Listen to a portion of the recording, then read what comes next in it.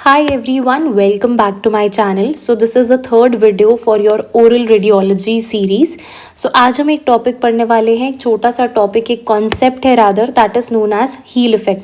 I request you, अगर आपने इस वीडियो से पहले वाले वीडियोस नहीं देखे then please watch those videos first and then continue with this one for your better understanding. See, as discussed during the production of X-rays lecture, होता क्या है हमको पता है, कैथोड होता है और एनोड होता है हमारे एक्सरे की ट्यूब में.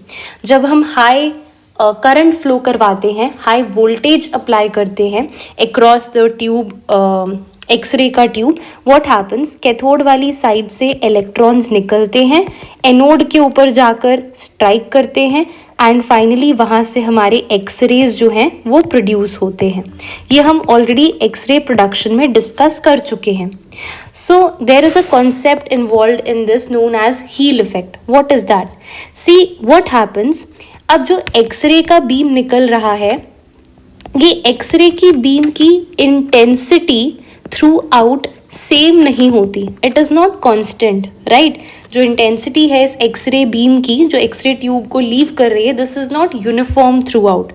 वॉट हैपन्स, एक्सरे बीम का intensity on the anode side is less और कैथोड साइड पे जो एक्सरे बीम का इंटेंसिटी होता है वो ज़्यादा होता है, right. So this difference, this is known as the heel effect. इसी को हम हील इफेक्ट बोलते हैं, right.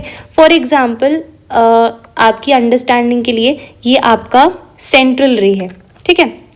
For example let's say यहाँ पे 120% इंटेंसिटी है, यहाँ आते आते 110 हो गई, यहाँ 100% है, यहाँ पे आते आते 90, 80. It's reducing on the anode side.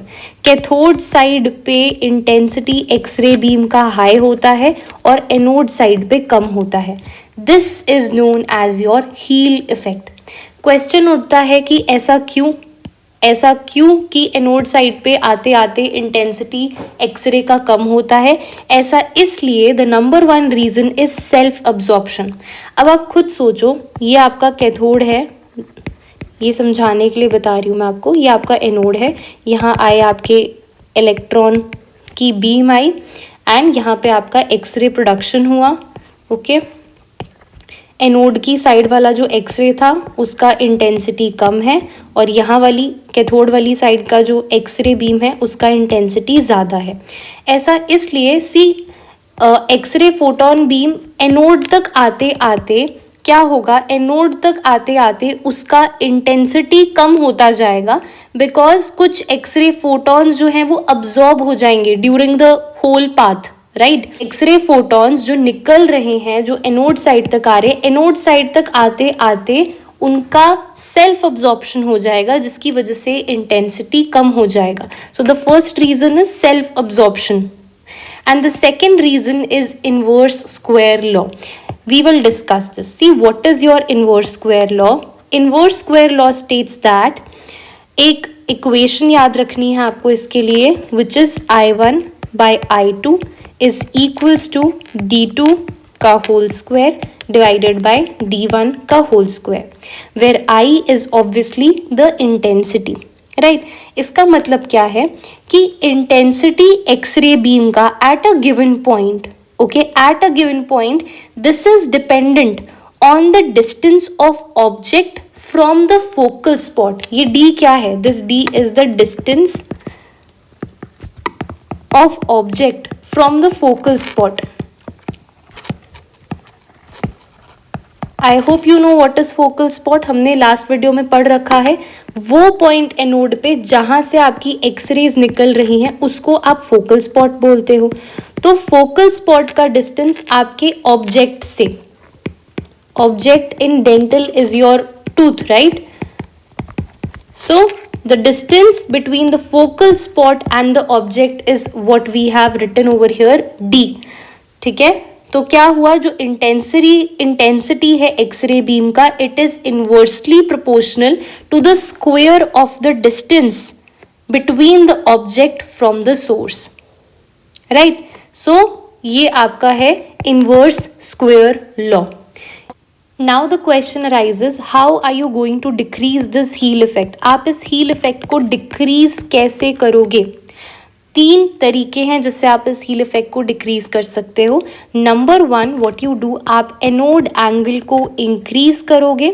When you increase the anode angle, your heel effect will decrease. Question arises, ये एनोड एंगल क्या होता है? For that you will have to go to my previous video to see this कि anode angle क्या होता है। Number two, what you can do is, आप source का फिल्म से डिस्टेंस जो है, सोर्स का फिल्म से डिस्टेंस बढ़ाओगे अगर, तो आपका हील इफेक्ट कम हो जाएगा। This is the second thing you can do.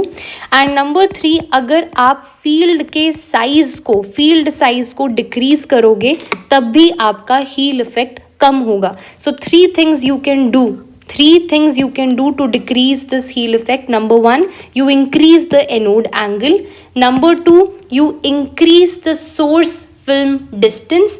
And number three, you decrease the field size. But एक अच्छी चीज़ ये है कि डेंटिस्ट्री में हील इफेक्ट एक प्रॉब्लम नहीं है। वाई? बिकॉज जो फिल्म का साइज होता है वो ऑलरेडी छोटा होता है। यू नो, डेंटल फिल्म्स छोटी होती हैं, so it's not a problem, right? Heel effect is not a problem in dentistry. So guys, that was all for heel effect. If you have any doubts, please do comment down below and let me know. I'll try to figure them out. And we will be meeting super soon in the new video of dental radiology series.